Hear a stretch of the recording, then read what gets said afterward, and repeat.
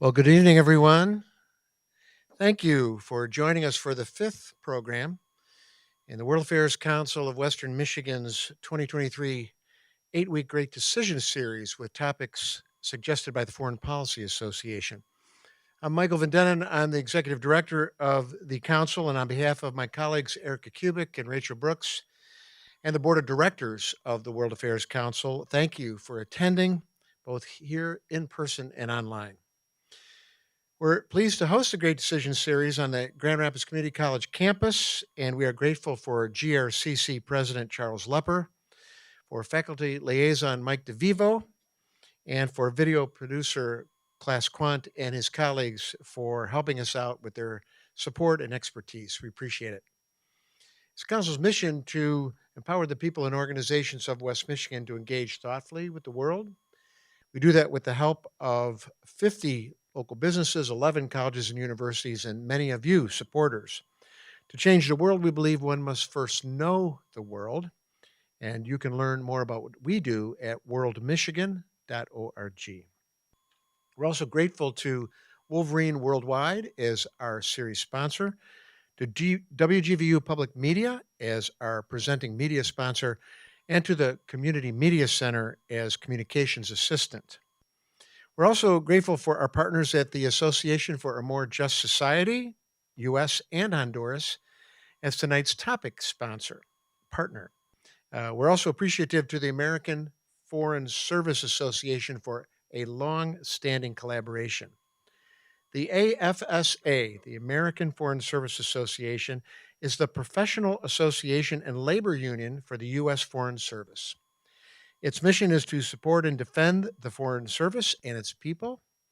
There are more than 16,000 members, active duty and retired Foreign Service members from across 6 foreign affairs agencies: the U.S. Department of State, the U.S. Agency for International Development, the Foreign Agricultural Service, the Foreign Commercial Service, Animal, Plant, and Health Inspection Service, and the U.S. Agency for Global Media.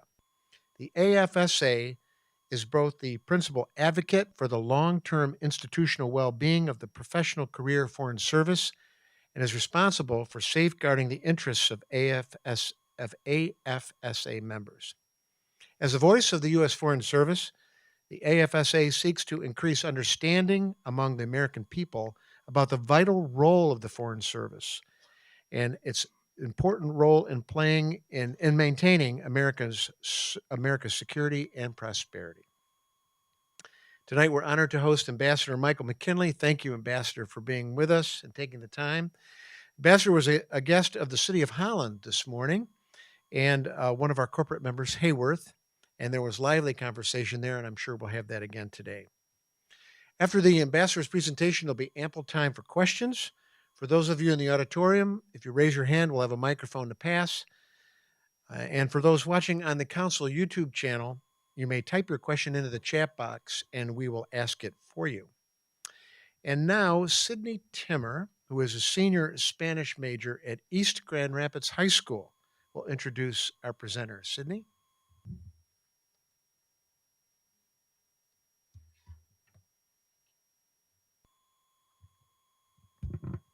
Thank you very much. Welcome, everyone.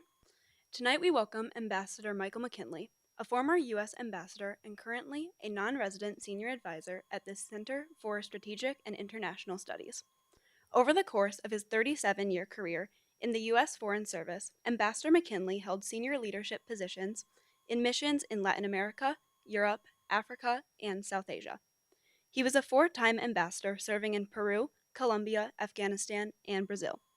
Ambassador McKinley worked on development, trade, and investment issues across his career, helping conclude free trade agreements with Peru and Colombia. In addition, McKinley had extensive experience with regional conflicts and peace negotiations across 3 decades on 3 continents. He concluded his career as senior advisor to the Secretary of State. His presentation tonight is titled Latin American Politics: Is There a Shift to the Left? Now, as per request of Ambassador McKinley, I have been advised against elaborating on his qualifications and honors. So without further ado, let's welcome Ambassador Michael McKinley. Thank you. Well, I didn't quite anticipate being caught out that way, but it's terrific to have you introduce me, and a real honor to be here with all of you. Earlier today, I was indeed in Holland and then in Ada Valley, and yesterday arrived and had a chance to walk around the city. And I'll just say that this is a really dynamic environment, and seems like it's becoming more so with new investment coming in, and really terrific for someone like me stuck in Beltway environment and politics to see just how much happens away from Washington, D.C. And before we start, what I do want to say is I'm prepared to talk about just about anything. The topic tonight is on Latin America, but I did spend a lot of my career in Europe and sub-Saharan Africa. I was ambassador in Afghanistan.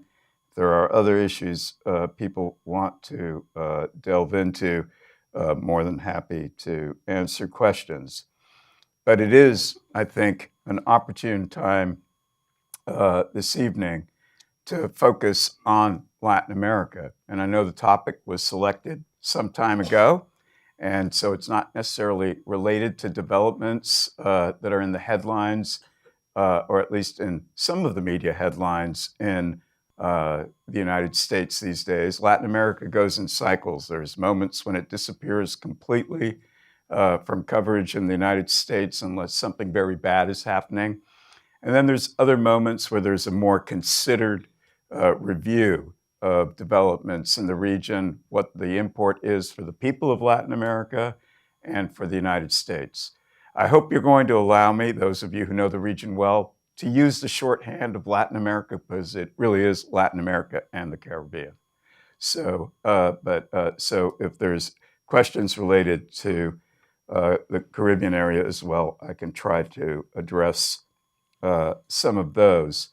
And I'm assuming, because you're tuning in, for those of you online and for those of you who are here, there's a certain level of interest and knowledge in the region. So I'll skip over speaking about sort of historical relations and general trends, although going back a couple of decades, although I'm happy to go into that in the question and answer session, and instead focus more concretely on the topic tonight, which is the shift to the left in Latin American governments, which has garnered a fair amount of coverage in the United States, but especially inside the Beltway in Washington, where policy on Latin America is drawn up and decided.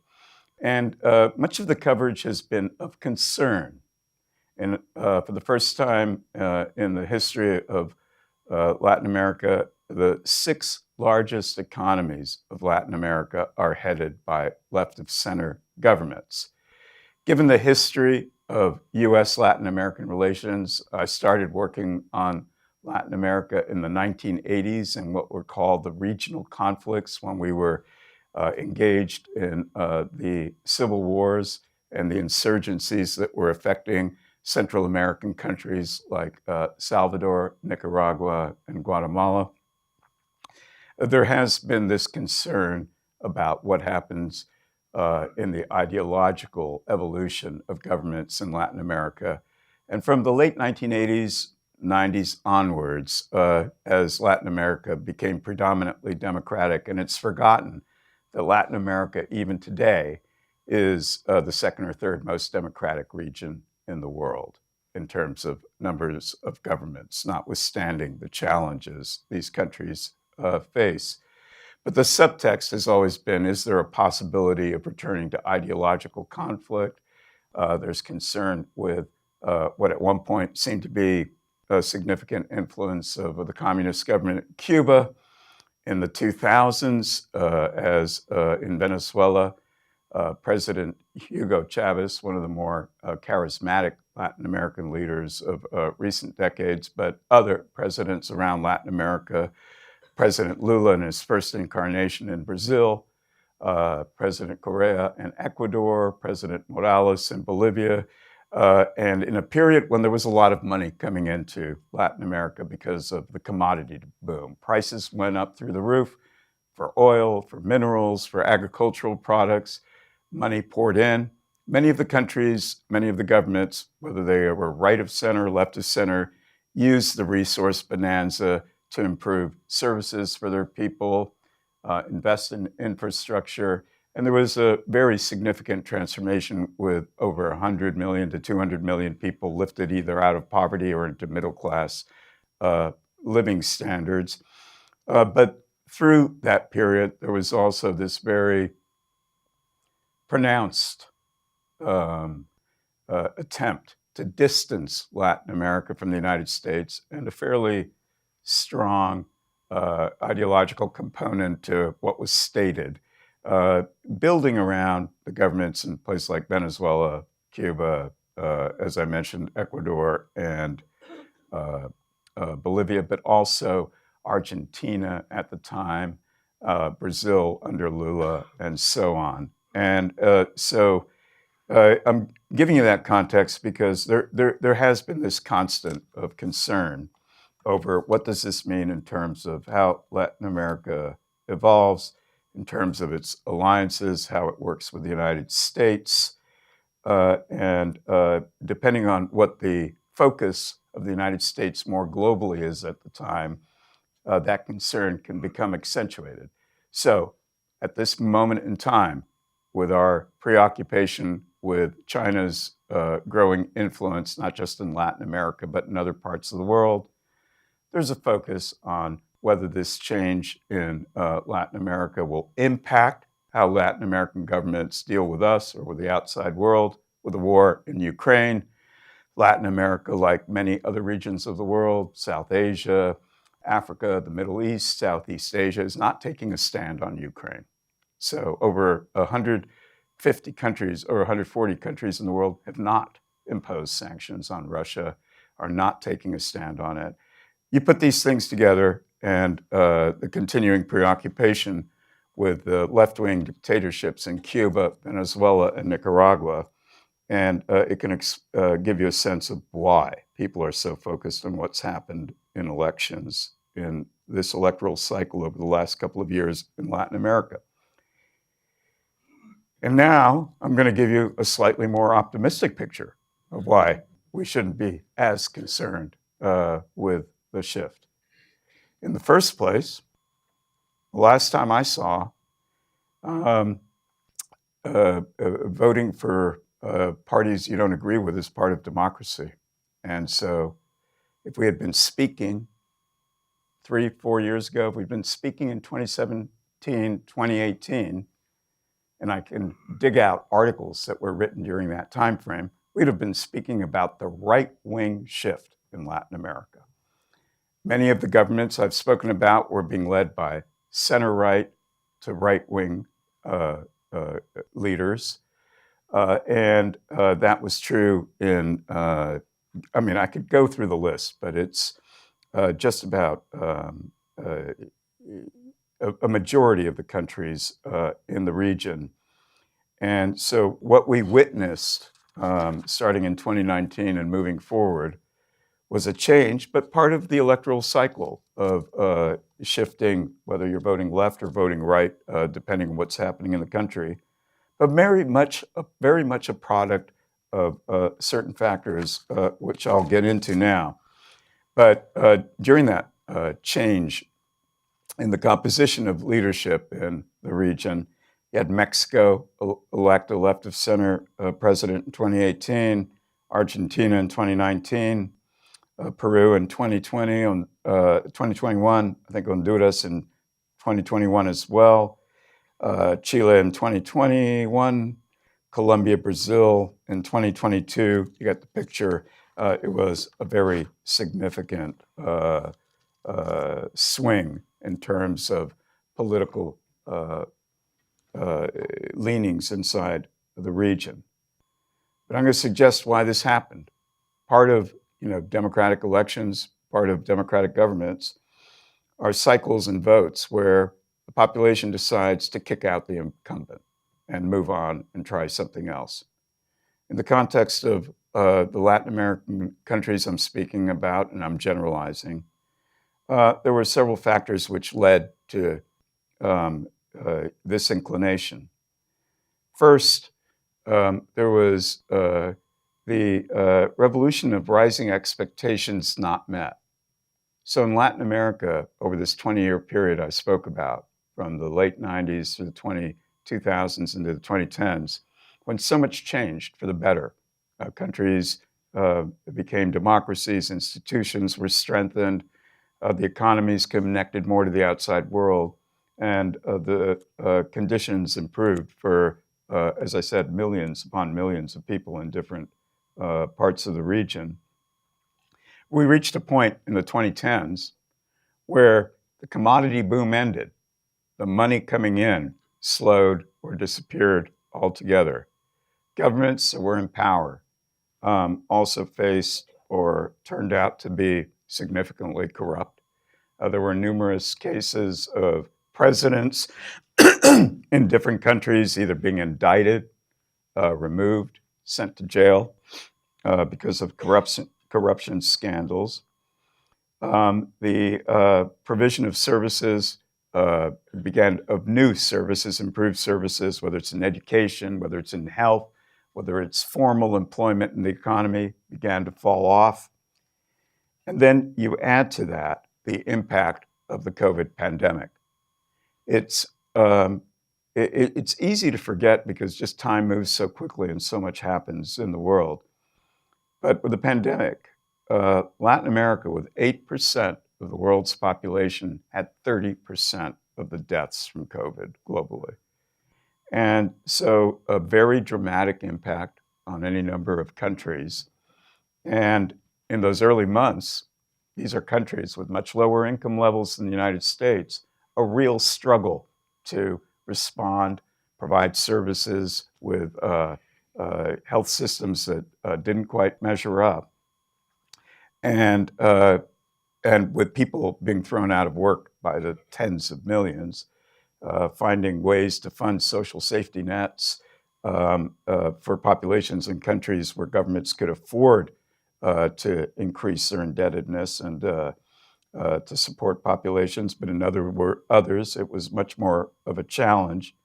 And so when you add that to the other factors I mentioned about people beginning to grow frustrated with what they saw as slowing improvement or the clock going backwards in terms of progress inside their countries, it's not surprising the generalized mood as elections kicked in these countries led to throw out the incumbents and to kick the bums out, whatever the American equivalent expression is. There was an additional factor, and it was the fraying of traditional political parties and political movements in these countries. In many of them, it wasn't that they had two-party systems like the United States, but there were many countries where there were identifiable coalitions of political actors on left, right, center that worked in a certain way. Certain countries had strong political parties. But across the 2000s into the 2010s, they began to be discredited.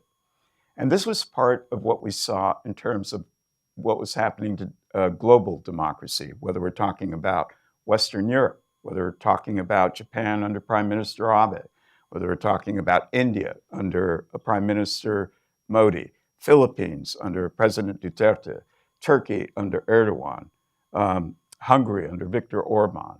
The United States underwent its own changing nature of its politics and increased polarization. In other words, Latin America was part of what we saw in much of the democratic world in terms of an increasing polarization of politics. But in Latin America, unlike many of these other places, the traditional vehicles for political expression began to be less stable or even fall apart altogether, opening the door to people who came from outside the system or didn't have any weight in the system. And we saw that on the right in the case of the election of President Bolsonaro in Brazil in 2018, a person who had only 10% of support in the Congress of Brazil. He was elected president, but the political movement that put him in power only secured 10% of the seats in Brazil. And we saw this to greater or lesser extent in Peru. More recently, new coalitions putting the very young president of Chile in power, Boric, with no sort of clear mandate or majority other than changing what had been there before. So this also had an impact. But my comment on polarization is really important. Many of the changes that we've seen were by very narrow political margins. So President Lula in Brazil was reelected last November by a margin of 1.8% out of 125 million votes cast. In Peru, President Castillo was elected by a margin of 50,000 votes out of somewhere in the region of 8 or 9 million cast, if I remember correctly. And I may not remember that one correctly, but the point is made. It was less than 1% majority for him in that context. Even in countries like Argentina and Colombia, where the margins were larger, it was differences of like 53 to 47 and so on. But you get the picture. What we're talking about are societies that are essentially 50-50. So the argument that Latin American population is turning left, well, you could have made the argument 5, 6 years ago, well, or 7, 8 years ago, that they were turning right. No, it's voters looking for solutions, looking for leaders they can believe in, and when they see things not working, voting for someone else. But in the context of an economic environment and social environment which is deteriorating and changing around them. And again, I would like to suggest Latin America is not unique in this in this context. So, from the point of view of the broader implications of this shift to the left, I should back up because I have a little more time here than I had for a previous presentation. I'm going to try and highlight just what we're seeing in 2, 3, 4 of the countries very briefly before going on to what the implications are more broadly. And so we have variations on a theme throughout the continent, throughout Latin America. And what I've always disliked as somebody who spent much of my career in Latin America and grew up in Latin America is grouping all these countries together as if they are all the same. They're not.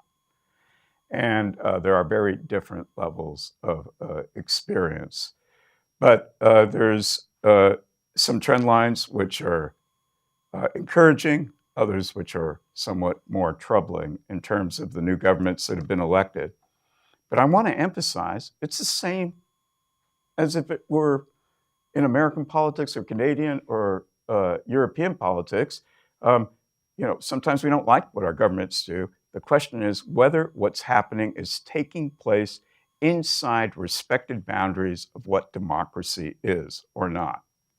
So if I'll take a country like Chile right now, where the election of a young radical student activist, I think Gabriel Boric, who's now, I think, 36.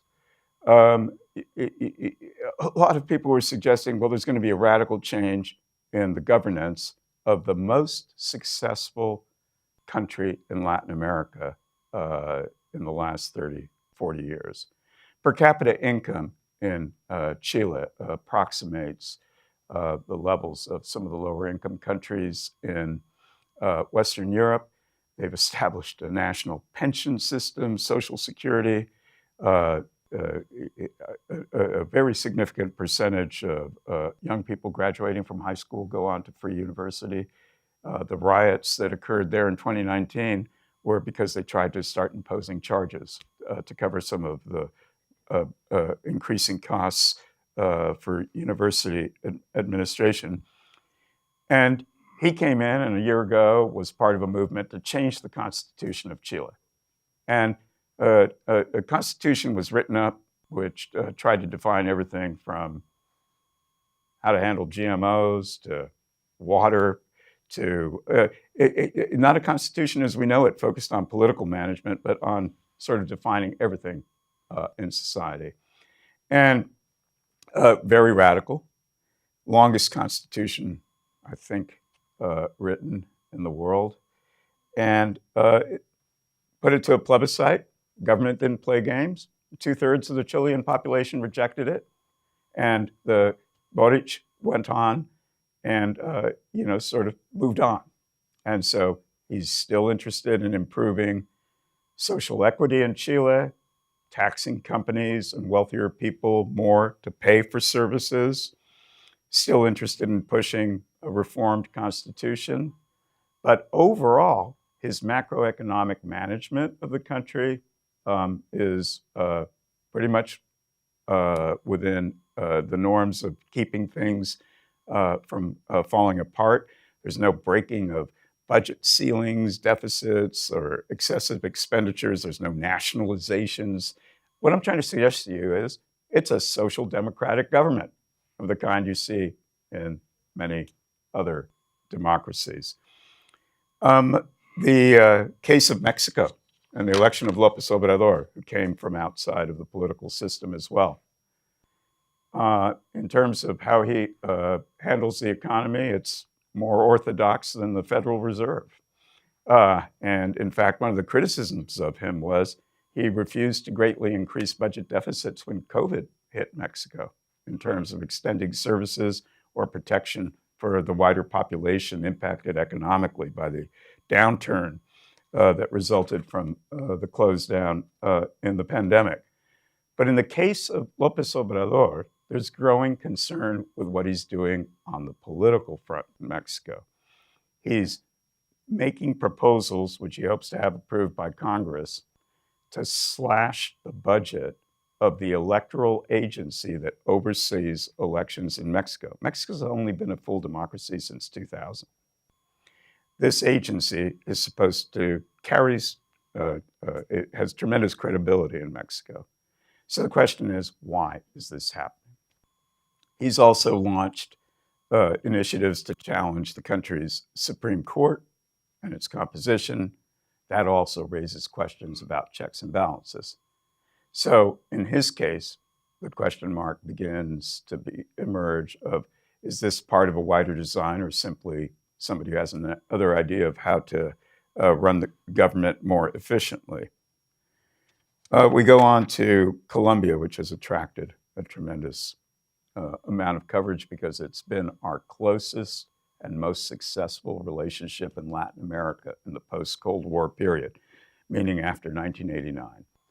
And for the first time in its entire history, elected a leftist government, and not just a leftist government, a former insurgent who became a politician in Colombia's democracy and was elected, but he started as a revolutionary inside the country. And so concerns about what he would do managing Colombia and the relationship with the United States and more. Well, he came in, took over, established a coalition with center and center-right parties because he didn't have a majority in Congress, appointed centrist as his Minister of Finance to try to keep the economic management of the country on an even keel. But he did pursue, wants wealth tax, wants to push for renewables and slow down investment in hydrocarbons going forward, which in Colombia is controversial because hydrocarbons generate a great deal of government revenue from exports. He's got very different ideas on counter-narcotics, to include thinking of negotiating with the drug trafficking organizations, and opened the door to a closer relationship with Venezuela next door, the dictatorship under President Maduro that has led to the exodus of 7 million Venezuelans. But at the end of the day, has he changed Colombian democracy? Is he violating any principles about checks and balances in the country? he's pursuing policies and agendas which he believes he was elected on, that he was transparent in pushing during his campaign. And we'll see what happens. There's a strong Congress. There's a strong judiciary. There's a very strong media. And so democracy can be messy, but that's what's happening. So is that a matter for concern? I don't think so, because it's the give and take of democracy in action. So I could go on. I should mention Peru, where the elected president was thrown out 1 year after coming to power. And the reason was he attempted to essentially suspend Congress and the courts and try to consolidate his position. That was being driven by a multiplicity of corruption investigations, which touched his family very directly. And he was facing the constant threat of impeachment, reacted, was removed. But here's where things get interesting in Latin America. Several of the other left-wing governments, instead of supporting the constitutionality of his removal, are now saying he was removed by the rich in Peru in concert with the military. It's not true, but it gives you an idea of how some of these ideological things play out. So I wanted to give you these examples, like I said, because I had a little more time than elsewhere, to give a sense of how this is playing out. But my final comments will be on what are the implications more widely for, by the way, I didn't even touch Brazil and the January 8th insurrection there, which involved the assault on presidential palace, the Congress, and the Supreme Court of the country. By the way, they're all in the same plaza, which is why that was feasible. But what's interesting in Brazil is Lula's elected. There's no talk of any radical measures being introduced. When he was elected in November, everybody around Bolsonaro basically accepted the results. And since January 8th, there's been fairly significant unity in terms of calling for full-scale investigations into what happened January 8th, condemnations of what happened on January 8th, and politics moves on. So hardly society in full crisis or breakdown mode there. But in terms of the wider implications, the challenge for all of these governments, and by the way, there's right-of-center governments still in Latin America right now in places like Ecuador, Uruguay, Paraguay, Central America. But the for all of these countries, job one is restoring economic growth and providing macroeconomic stability, but also focusing on improving service delivery and employment for the general population. What's interesting is in many of these countries, tons of talk about greening their economies, investment in digitalization. Latin America right now, in fact, is undergoing quite an interesting moment in which unicorns are springing up everywhere, these startups that are worth $1 billion or more, focused on telecommunications, on food service deliveries, competition for Uber, you name it. A lot of things are happening that aren't related to the political environment, but in general terms, there is an urgency to sparking growth more directly. And they're going to be helped a little because the war in Ukraine saw the interruption of energy exports from Russia, but more critically saw the interruption of agricultural exports from Ukraine and Russia. You'll allow me a parenthetical. Those people who in the past, politicians, talked about Russia as a gas station with nuclear weapons, well, they discovered that Russia actually produces things, to include a very significant part of food exports to the world. But what happened in Europe offering opportunity to producers elsewhere, and we're certainly seeing Latin America with the agricultural producers, places like Brazil and Argentina looking at the opportunities that are opening up. And China is going to be rebounding this year much more strongly than people anticipated even just a few months ago. And so Latin American governments are hoping their exports go up, their revenues go up, and they can then begin to pursue some of the social programs they're interested in carrying out. But the economy, job one for the region. The second trend line is what does it mean for the region in terms of how it deals with the outside world in a more strategic manner? There's concern in Washington over Latin America's relationship with China. I'd like to put that in perspective.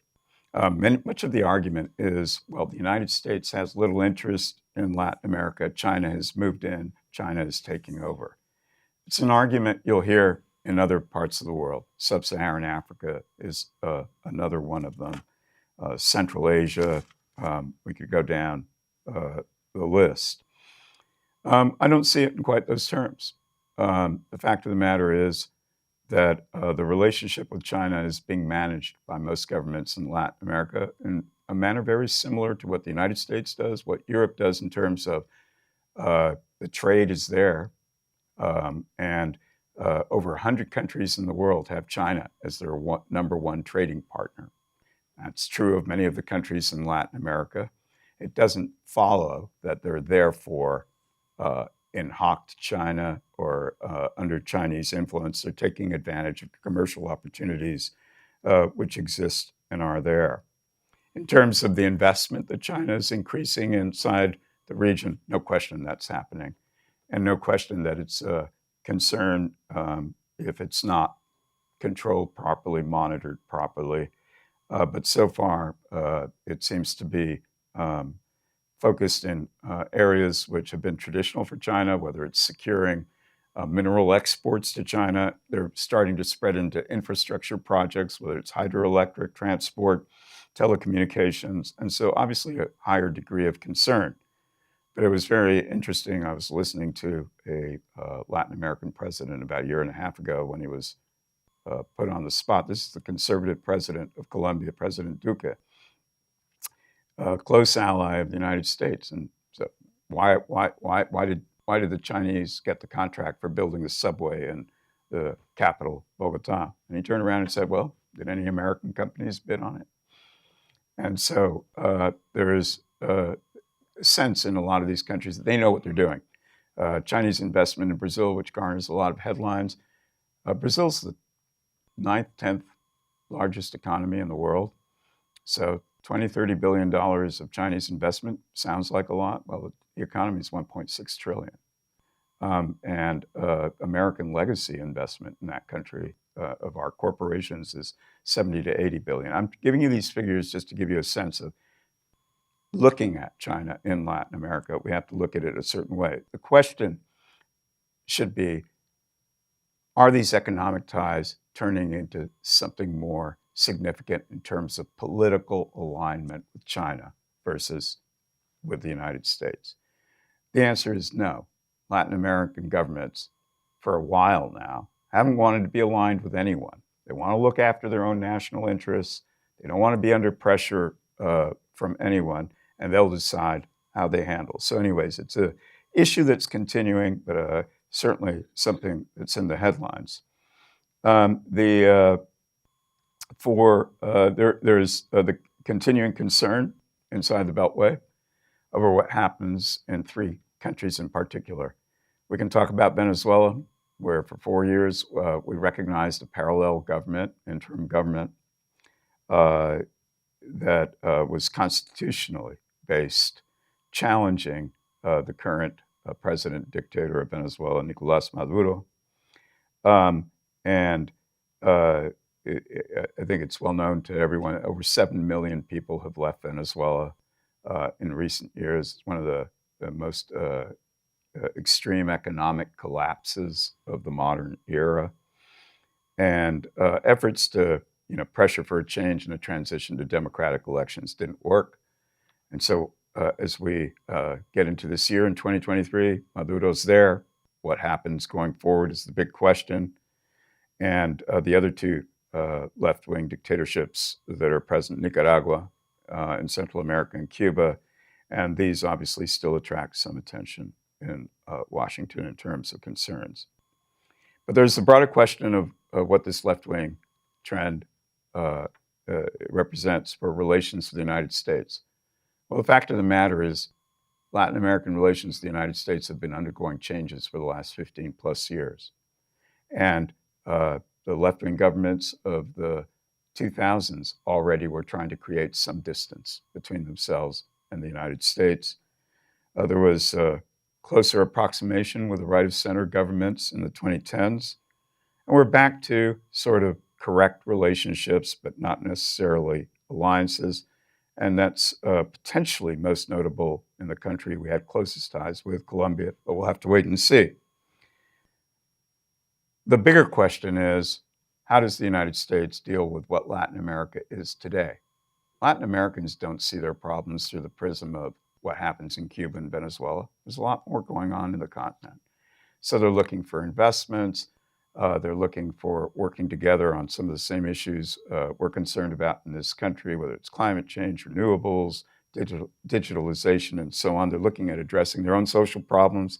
And with what I told you at the beginning, there's an instability to the current political environment, which keeps governments on their toes as they try to figure out how to move forward. But the United States is just not focused on the region. And at the rhetorical level, absolutely. The right speeches on what should be our objectives in the relationship. But if I can just bring this down to resources and dollars and cents. Last year, we spent $70 billion on Ukraine. We spent $2 billion on all of Latin America, and most of that on the Central American countries from which much of the migration, irregular migration, comes to this country. With that kind of commitment, it's a little difficult to see how you build up more strategic relationships going forward, but it's, again, a work in progress. But the real issue, as we look at Latin America and the U.S. right now, is irregular migration. That term, by the way, has replaced the term illegal migration, so I'm using it. But the fact is, last year was a record year in terms of the number of people apprehended at the U.S.-Mexico border, over 2 million, trying to come into the United States. And it's an issue for the United States domestically, but it's also an issue increasingly for the region. But because it's such an issue for us, migration really has become the number one issue we tend to talk with Latin American governments at the moment, and that's just a fact. And a second level concern is counter-narcotics in our relations with Latin America, and it's become much more difficult with the primary source country, Mexico, because the focus has shifted from cocaine, although that's still an issue, to opioids, fentanyl, and whether there's the appropriate level of collaboration in dealing with the drug trafficking organizations shipping the product north. And so there is this danger of these issues overwhelming the other agenda items, which should be much more important to us long-term, which is Latin American prosperity, Western Hemispheric prosperity. As we look at a world that's dividing itself into regions, are there opportunities for, frankly, better cooperation and integration? On the economic side, as we look at American companies near-shoring, reshoring, friend-shoring away from China, are there things that can be done to stimulate the investment in Latin American countries closer to the United States? I could go down a very broad list on this, on climate change and so on. But the fact of the matter is there's less work being done on that than we anticipate. So to conclude, a left-wing trend, yes, much more complex than simply suggesting it's that there's an ideological change in Latin America that may be of concern. In fact, a reflection of democracies, troubled in many cases, but nonetheless part of the framework of how political systems, open political systems work, and how they handle their economies, how they continue to service the needs of the population, how institutions survive challenges to them in these countries are all very much open for discussion, but a mixed picture rather than an alarming picture of what's happening in Latin America. So why don't I stop there and open it up to questions? Let's thank Ambassador.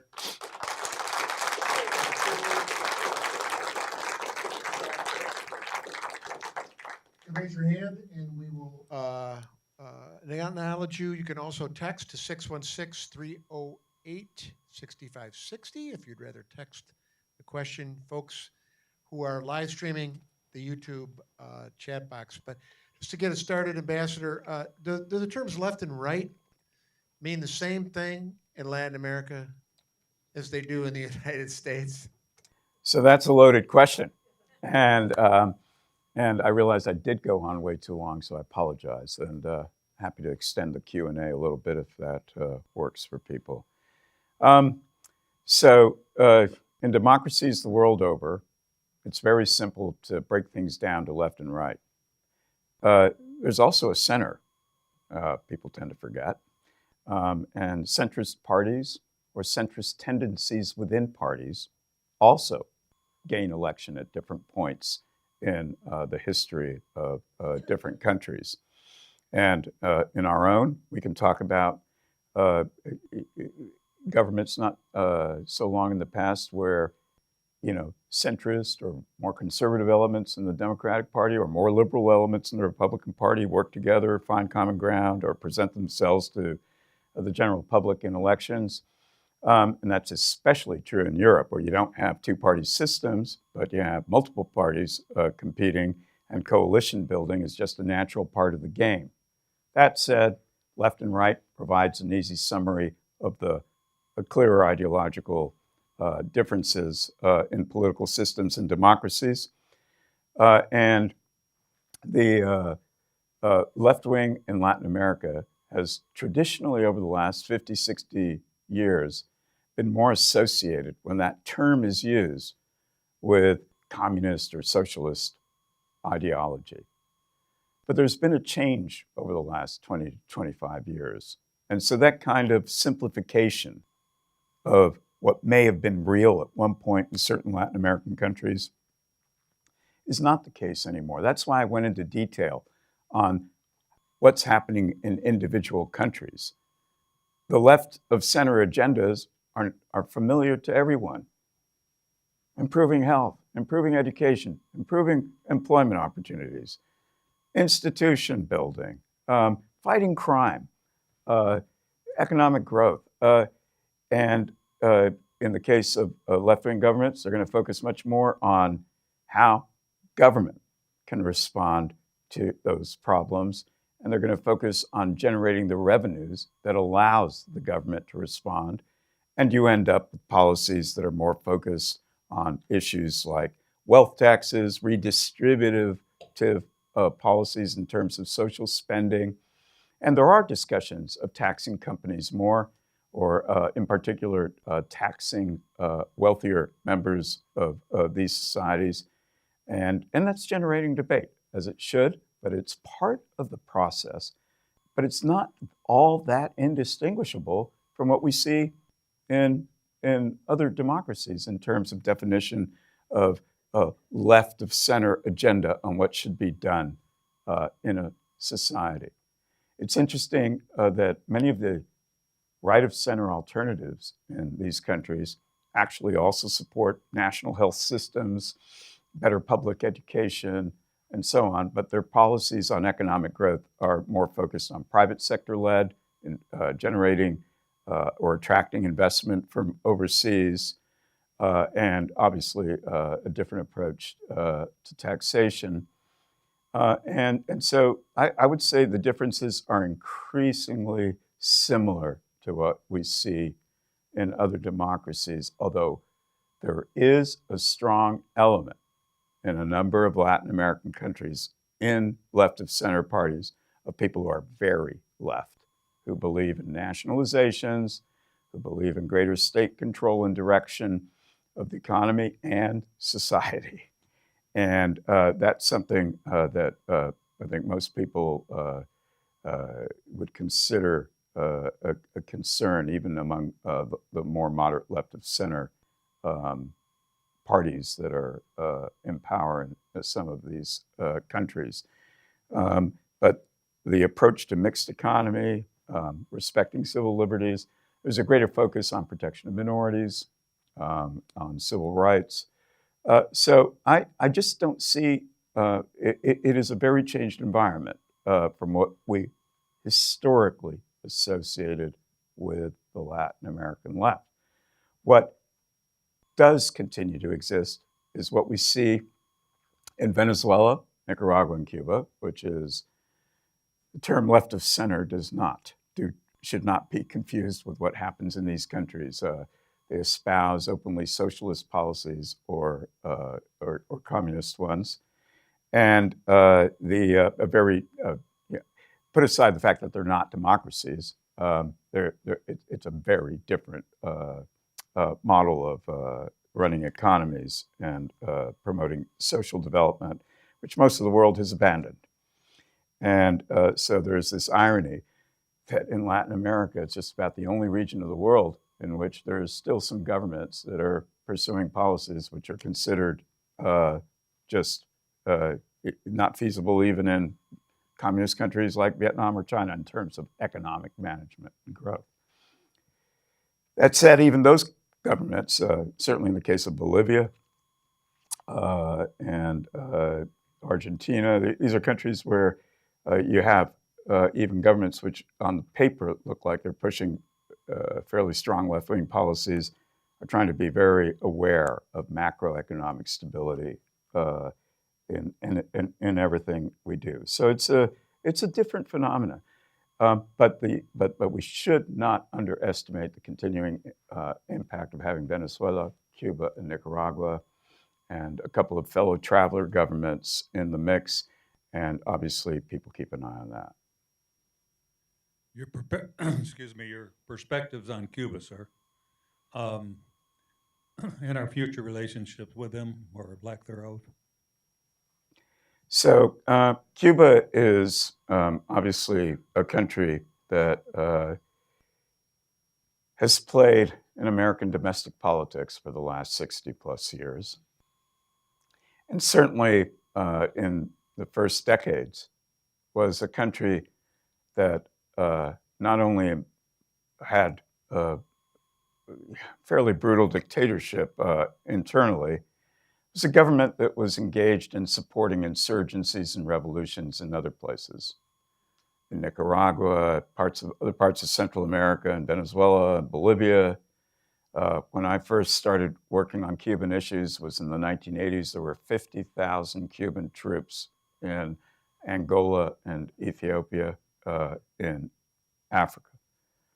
Fast forward, end of the Cold War, and all of that stopped. Cuba remained a repressive regime, but it certainly stopped looking to export, if I can use that term, its own experience elsewhere. More critically, every single other country in the world established full diplomatic relations with Cuba, except the United States. We continued with a policy of sanctions, of attempted isolation, had no support anywhere. And I would suggest that 60 plus years of trying sanctions and to force a change in the government in Cuba is an indication of a failed policy. And so the Obama administration sought to at least normalize relations. That doesn't mean endorse repression in Cuba, but sought to establish fuller diplomatic relations, be able to deal with the people-to-people issues. Americans could travel to Cuba, Cubans could travel to the United States. A lot of people, including me, believe that if we actually lifted the embargo and started doing trade and having much more interaction with Cuba, it might actually speed a change inside Cuba. And but the Trump administration decided that was not the right policy reversed course and reimposed all of the restrictions on dealing with Cuba. In the meantime, at least from my perspective, Cuba became more active again, supportive of what was happening in Venezuela, to a lesser extent Nicaragua, and so certainly more problematic in terms of what it represents and how it acts in the region. The Biden administration came in and essentially did not change President Trump's policy and continued with many of the restrictions, though liberalizing some of the people-to-people contact with the country. I think going forward, I know what Florida politics are. I know, but there really has to be a reconsideration of how we're dealing with Cuba, unless we're going to go 100 years of sanctions and no relations. At some point, it just doesn't seem real to me anymore. We have diplomatic. We've got full diplomatic ties and a $750 billion relationship with China, with which we have significant differences. We work with dictatorships and with communist government. There's not many communist governments left, but Vietnam. There's a moment where you've tried what you can do to promote change, democracy, respect for human rights, and then maybe it's time to try something more pragmatic. So let's see where it goes. But right now, it's a gradual easing of the pressure in terms of people to people, but maintaining the general restrictions that the Trump administration reimposed. So to be continued.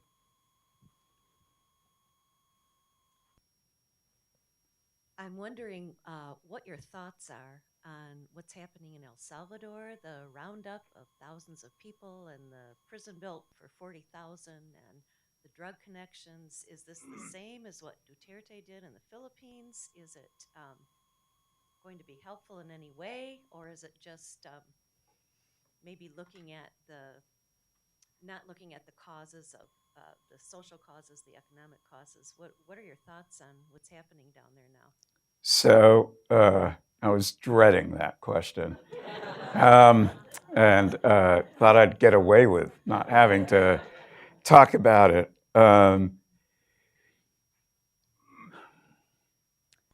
One of the reasons we're seeing such a surge in migrants from Central America is the breakdown of the social fabric in these countries and extraordinarily high crime rates, and in addition to economies that don't work and governments that are challenged in how they operate. But crime is a very, very significant concern inside these countries. I'm going to try to remember the statistics, so I don't have my phone to Google, so don't hold me on this, but I'm going to try to give you a range in terms of murders. But Latin America is the most violent region in the world in terms of social crime. And in terms of the top countries of murders per capita, they're virtually all in Latin America. I think the one exception is South Africa. And at one point, we were looking at murder rates in places like Salvador, Honduras, Guatemala, Venezuela, to a lesser extent Brazil, Colombia, approaching 37 to 45 to 50 per 100,000 people. Doesn't sound like much, right? United States, it's 4 or 5. In England, it's 1. Most European countries are at the 1, 1.5 or below. Japan, it's below 1, just to give you context. But within Latin America, Central America is particularly violent, with Honduras for a while being the center, the murder capital of the world. The new Salvadoran president came in and saw a society with crime rampant. I gave you murder rates, but the issue is much broader than that. It's criminal gangs that number in the thousands that in effect extort and tax every community, including in the capital, neighborhoods you can't move without. Parents with daughters have to worry about their daughters being victimized. Corruption in terms of police intimidated by or in league with the criminal gangs becomes a problem. Local governments become intimidated or in league with the gangs. You have a criminalization of the state. And so what Bukele, president of Salvador, came in, yes, he's borrowing a page from Duterte, but in a situation that is even more extreme in terms of the extent of criminal violence and actions inside the country. The murder rate in Salvador has dropped 75% in the last year and a half. People in neighborhoods can walk around now. Businesses are not paying extortion. And so there's a reason he's got a popularity rate after a couple of years in power of 75%. It's unheard of anywhere. There's the flip side, which is the human rights aspect of this. To what extent are there's 40,000 plus people have been rounded up. To what extent are there innocent people being taken into prison? And there seems to be strong evidence that there is a not insignificant proportion of innocent people rounded up as well and thrown into these prisons. For people concerned, including me, with justice, that's not acceptable or sustainable over any length of time, and is problematic for the policy continuing over a certain period of time. The other aspect of this is Salvador is a country with very low income levels. How sustainable is it to keep that many people in prison indefinitely for a long period of time? And so there's going to be question marks over, are you turning into a police state? And at some point, you're going to have to let some of these people out. What do you do then? Are you making eventually the situation worse, or that it'll just return to what it was? I don't think there's any easy questions to this. But I'll repeat what I said earlier. You're an ordinary citizen in Salvador, and you can finally walk around your neighborhood. You own a store, and you're not worried about somebody coming in and taking half your profits. You don't have to worry about things happening to your children. There's a reason he's popular. In Honduras, which has many of the same problems, a left-wing government is thinking of doing something similar. Guatemala, which is less organized, is thinking of doing something similar. In other words, these are societies that are facing these enormous challenges of social violence, and are now reaching for extreme solutions. I'm not sure it's sustainable, but I'm trying to explain why we're seeing what we're seeing at the moment. That's great. I know that there's some audience questions, but I'm going to read a text question. Ambassador, thank you for an outstanding presentation and a balanced perspective, including in this last question. But going back to sanctions, pick a country where U.S. sanctions have been enforced, like Venezuela. Could you talk about whether or not U.S. sanctions on individuals, companies, and industries has had the desired behavioral effect on the Maduro administration? So I think this is going to be a subject you're going to talk about in the Great Decisions series in this season. And it's a terrific question, because the debate over the efficacy of sanctions is a perennial. Do they work in changing the behavior of states, of individuals, or not? And the track record on it over decades and decades and decades is, frankly, generally, they don't change the behavior. So I'll give you examples from history, recent history. Saddam Hussein, Robert Mugabe in Zimbabwe, different governments in Iran since the overthrow of the Shah in 1978. Cuba. Do sanctions, have they produced a change in behavior? Most of the cases I've mentioned, and many more, they haven't. Every now and then they do, because there's something specific to the situation that allows the sanctions to have greater impact. In Iraq, after the first Iraq War in 1991, the Iraqi government, in order to be able to sell its oil, had to comply with certain conditionalities because it had been defeated in a war. And so it didn't change behavior, but they complied. And so there was an impact in terms of containing what may have been more aggressive actions by Saddam Hussein in the decade of the 90s. In the case of another place where sanctions worked, South Africa under apartheid before 1989 into the early 90s.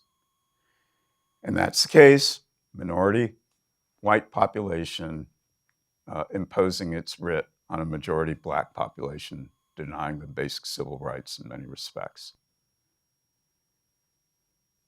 But there were leaders inside South Africa in the government who realized their situation was untenable. It wasn't that the economic situation for South Africa became untenable, but political leaders, and in particular F.W. de Klerk, saw that this was not going to result in, that South Africa couldn't go on like this indefinitely for internal reasons. And that's when Nelson Mandela was freed from prison, moved on to democratic elections, and South Africa was transformed. But the sanctions played a role because amongst the leadership in that country, there were people who understood what the implications were of continuing with an apartheid system for their country. And so that point I'm making there is somebody inside the country you're sanctioning has got to be listening or care about what you're doing. But when you're looking at imposing economic pain, the record is much more mixed. I'm in favor of sanctions in extreme situations, Russia's invasion of Ukraine being one of them. Russia invading Ukraine is only the second time since 1945 that somebody has tried to redraw the boundaries of another country by force. The first was Saddam Hussein with Kuwait. He was reversed. Russia's in this gradual annexation process, starting with Crimea in 2014. And some kind of signal had to be sent. And sanctions were part of the response, which included providing the Ukrainian government with the wherewithal to push back. Doesn't mean they've been effective. In Russia, the estimate at the beginning of February, March, April last year, the invasion was getting underway, sanctions would knock 10 to 15% off of the GDP of Russia. Fast forward, Russian economy declined by 2% and is projected to grow this year. Efficacy of sanctions or not? And so is symbolism important? In some cases, I think it is. And obviously, people are hoping longer term these sanctions have an impact on the behavior. In Latin America, we've been pretty liberal at imposing sanctions on governments we don't like. And I've already mentioned Cuba. I worked on Venezuela, and I'm not going to run away from my experience working on Venezuela in the years where we recognized the interim government of Juan Guaido. And a series of sanctions were imposed in Venezuela. They were controversial because the country was already in free fall and millions of people were leaving. And at one point, it looked like it did weaken Maduro until it didn't. And so the economy bottomed out, and Venezuela began to recover about a year ago. But the signals sent by the sanctions on individual leaders inside the Venezuelan government, for that matter, the Nicaraguan government right now, is very important because these are people who are used to traveling around the world, having immunity, not worrying about the United States trying to sort of press court charges, criminal charges against them. And so it does send a message, and over time, maybe begins to make a difference. But it is a very, very challenging, difficult set of policies. And in some cases, does it work?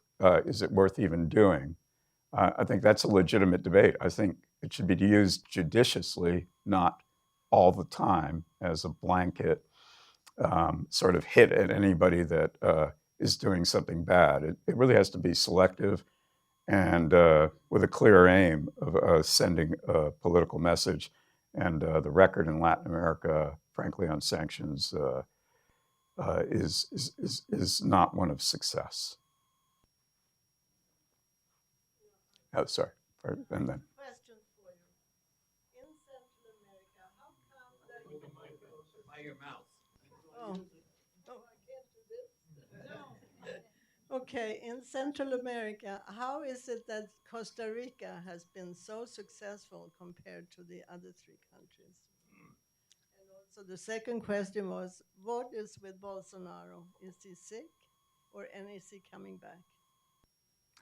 So, I think in any part of the world, there's countries that are next to each other that work and don't work at the same time. I'll give you an example from East Asia. You know, Myanmar used to be Burma, next door to Thailand. One's a place of horrific human rights abuses, economic challenges, and the other is a society that's moving forward and transforming at a very significant rate.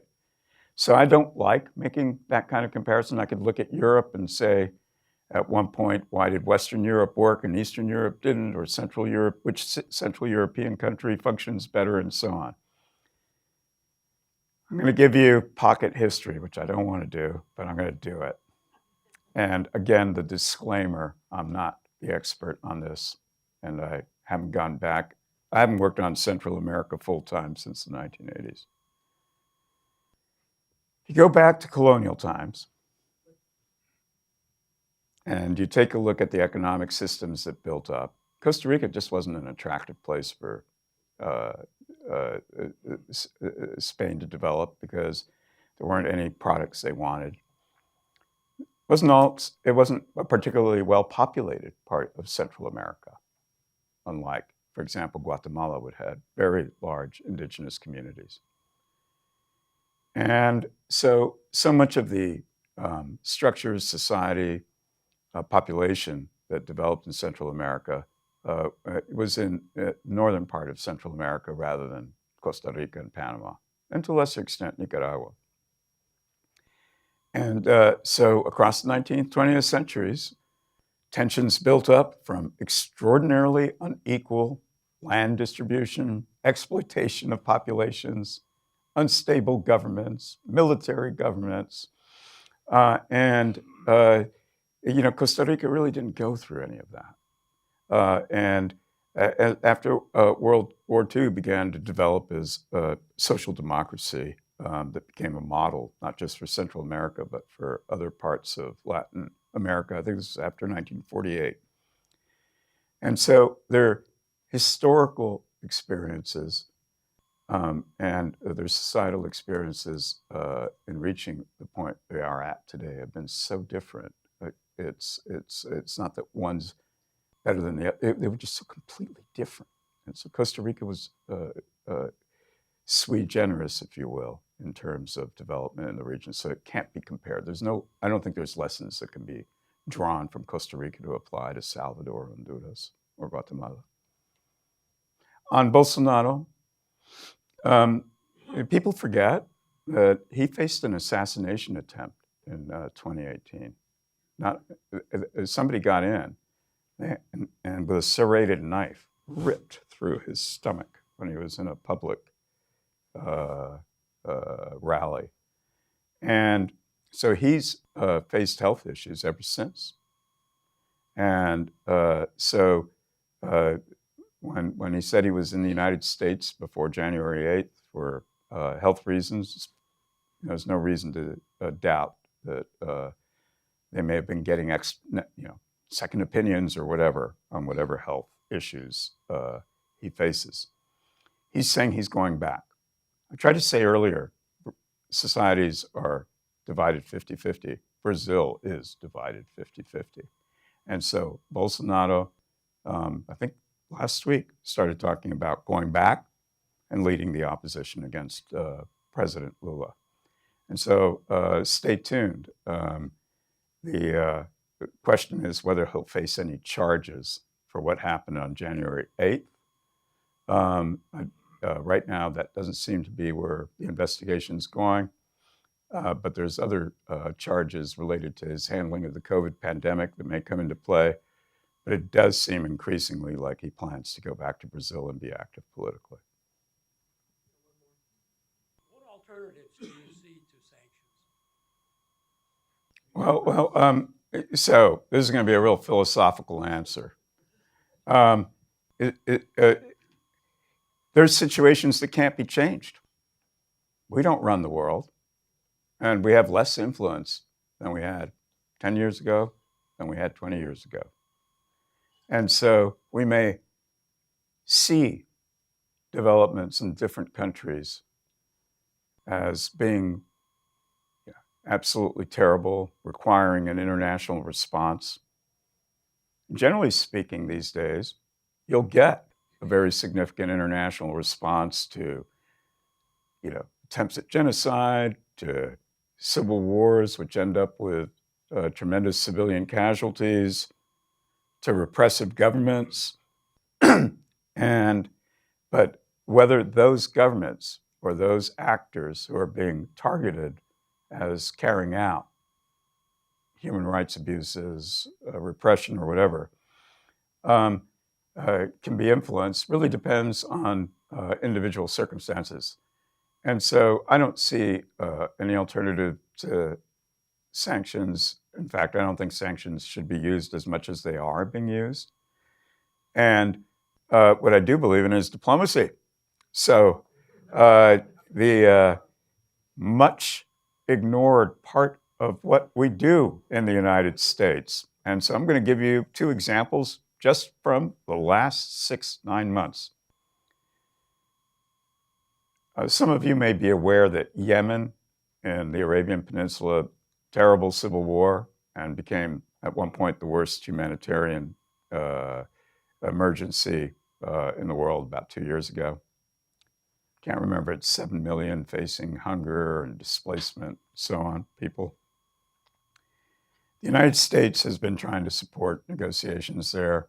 Fast forward, very active engagement by the State Department envoy on Yemen. There's a ceasefire. It's been holding for months.